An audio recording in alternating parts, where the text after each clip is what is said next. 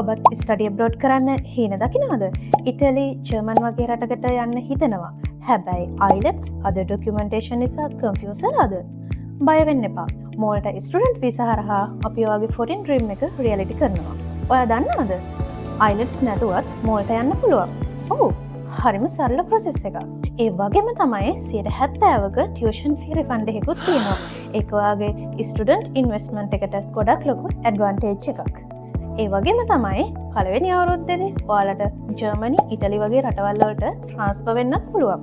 ඉතින් ඔයාගේ මේ හීනය වෙනුවෙන් අපෙන් ලැබෙන ස්පෙෂල් හෙල්ප්ස් තමයි student loan support, full documentation support, university and visa interview trainings, best program selection support. ඉතින් ඔයාලට ගැලපෙන කෝස් එක මොකද්ද?